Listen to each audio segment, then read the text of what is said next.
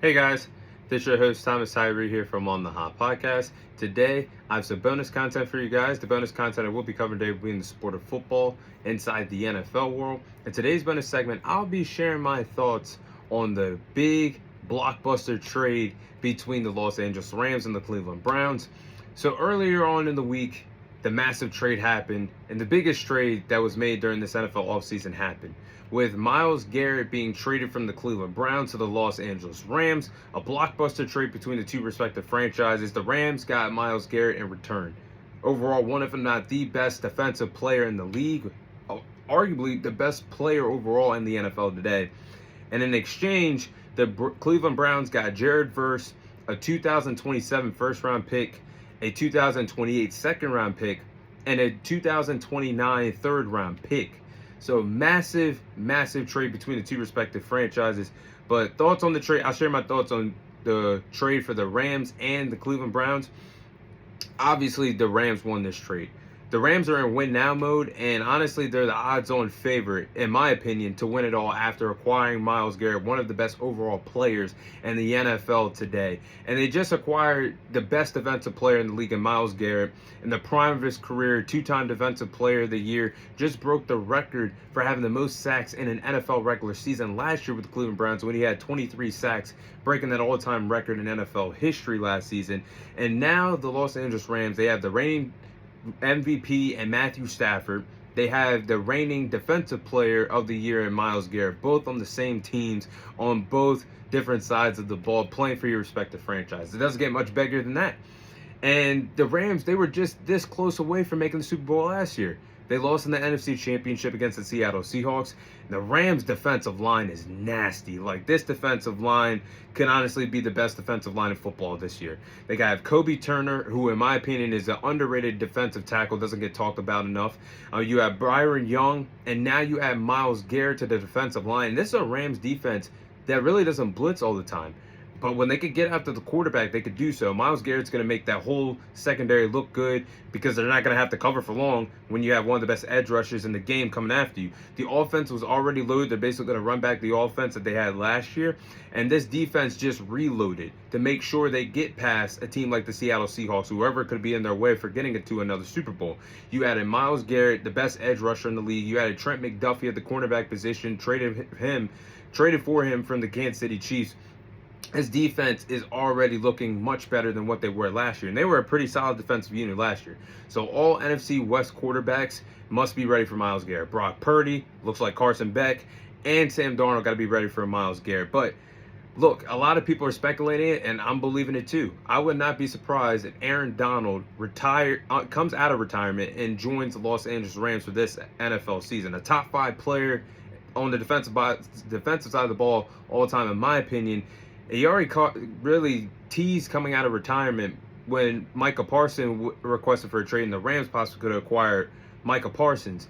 Can you imagine if he was coming out for Micah? He's definitely going to come out of retirement for Myles Garrett. Even if Aaron Donald's not the same player that he once was, but he can come back 75% or 70% of the player that he used to be a few years ago, oh, the Rams are winning it all. Because that's nearly unstoppable. Aaron Donald and Myles Garrett coming after the quarterback. You don't even have time to drop back and look at your reads if you're a quarterback going up against that defensive line. So the Rams, this is a home run trade, and heading into the season, you got to consider them the odds-on favorites to win it all. Now, my thoughts on the Browns trading away Myles Garrett. Now, overall, I had to take some time, but overall, I do think that the Browns got a fair return in this trade for Myles Garrett. Yeah, the casuals on Twitter will say, oh, Sauce Gardner, a corner for the Indianapolis Colts, went for more than a first-round pick. Guys, you got to think about it. It sucks to see Myles Garrett go at 30 years of age, but he wants to compete for titles. He wants to win Super Bowls to fulfill his legacy because he's already one of the best edge rushers that this generation of football has seen. And the Browns are in no position to help Myles Garrett win a championship anytime soon. So getting a 2027 first-round pick, a 2028 second-round pick, and a 2029 third-round pick, and Jared Verse in this trade, I think that's pretty good value for the Cleveland Browns, because you might as well consider Jared Verse that other second-round pick, or that other first-round pick, because of the type of young defensive player that he already is in the NFL. And Jared Verse is an Ohio native, so he's basically coming home to play for the Cleveland Browns. He's already said he's happy to be there, and he's happy that the Cleveland Browns already believe in him in a franchise. Then Jared Verse is a talented edge rusher who's very young. He was just an All-Pro last year in his sophomore season in the NFL, former Defensive Rookie of the Year in 2024. So if you're a fan of any AFC North team like the Ravens, the Steelers, and the Bengals, yeah, it's nice to see Myles Garrett leave, but Jared Verse might not be the same player as Myles Garrett, but that's another problem on the defensive line for those opposing teams in the AFC North. And Jared Verse is a very young, talented defensive player that the Cleveland Browns are going to have for the next couple of years. Very explosive edge rusher, can make plays on special teams, because special teams is just as important as offense and defense in football. This man knows how to block field goals, return them for touchdowns, and is very good at stopping the run. So looking at this trade, a lot of people didn't see this coming, but I think both teams are in a win-win situation. The Rams are clearly in win-now mode. They don't care about the draft picks, and they've showed that over the last couple of years. Hell, they even showed that when they won the Super Bowl, 2021, 2022, where they basically put all their chips on the table to trade for a corner like Jalen Ramsey. They're following the recipe here. They traded for Jalen Ramsey. They just traded for Trent McDuffie this offseason. They traded for Von Miller all those years ago. And they just traded for Myles Garrett, the best edge rusher in the game.